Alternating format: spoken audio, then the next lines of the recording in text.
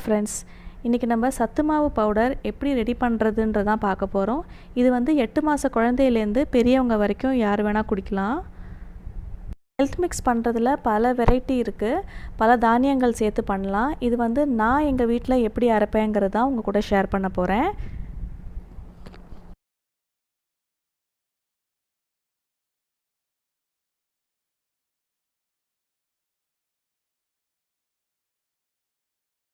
இப்போ நம்ம எல்லா பொருட்களையும் வெறும் வானலியில் ட்ரை ரோஸ்ட் பண்ணி எடுத்துக்க போகிறோம்.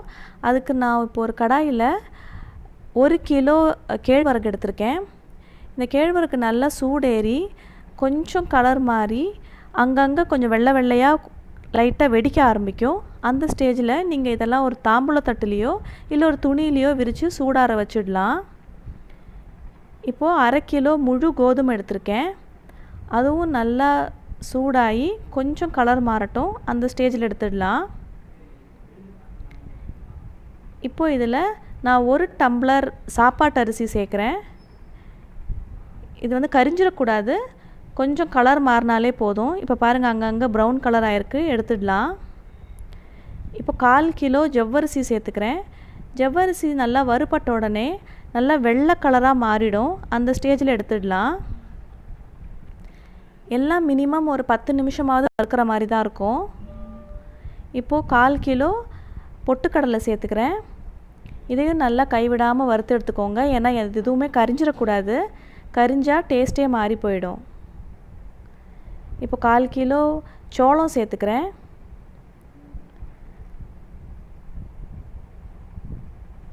இப்போ நல்லா ஃப்ரையாக இருக்குது பாருங்கள். 1/4 கிலோ கொள்ளு, இது நல்லா வாசனை வர வறுத்துக்கோங்க. நல்லா சூடேறி வாசனை வர்றது உங்களுக்கே தெரியும், அந்த ஸ்டேஜில் எடுத்துடலாம். இப்போ 1/4 கிலோ பச்சை பயிறு நல்லா வறுபட்ட உடனே கொஞ்சம் கருப்பு கலராக மாறிடும், அந்த ஸ்டேஜில் எடுத்துருங்க. இப்போ பாருங்கள் எப்படி அங்கங்கே கருப்பு கலர் ஆயிருக்குன்னு. இப்போ 1/4 கிலோ கருப்பு மூக்கு கடலை எடுத்துக்கலாம். வாசனை வர வறுத்துக்கோங்க. எல்லாமே ஒரு மீடியம் ஃப்ளேம்லேயே வச்சுருங்க, கரிஞ்சிடாமல் பார்த்துக்கோங்க. 1/4 கிலோ வேர்க்கடலை, இது வந்து வறுக்காத வேர்க்கடலை தான், பச்சை வேர்க்கடலை தான் நல்லா வறுத்து எடுத்துக்கிறேன். நீங்கள் வறுத்த வேர்க்கடலையாக இருந்தாலும் ஒரு 2 நிமிஷம் வானலியில் போட்டு எடுங்க.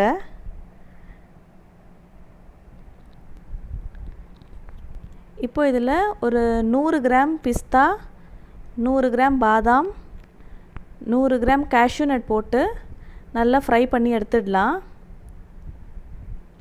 இதையும் நல்லா ரோஸ்ட் பண்ணிவிடுங்க, கரிஞ்சிடாமல் பார்த்துக்கோங்க.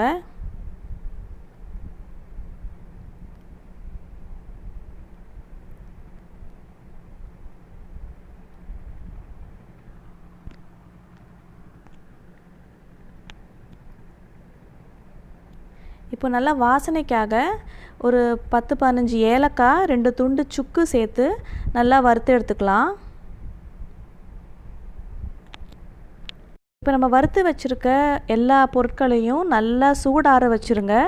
அதுக்கப்புறமா நம்ம ஒரு மாவு மிஷினில் கொடுத்து நல்லா மையாக அரைச்சி எடுத்துக்கலாம். இப்போ நம்ம அரைச்சி கொண்டு வந்தாச்சு. அரைச்சி எடுத்த மாவையும் இதே மாதிரி காத்தார வச்சுருங்க. இல்லைன்னா நம்ம சம்படத்தில் போடும்போது அப்படியே சூடாக வச்சிங்கன்னா அதோட மூடியில் வேர்வை இறங்கி புட்டாக பிடிச்சி போயிடும். நீங்கள் நல்லா காத்தார வச்சுட்டு ஒரு சம்படத்தில் போட்டு வச்சிங்கன்னா இது ஒரு 4-5 மாதத்துக்கு நல்லாவே இருக்கும்.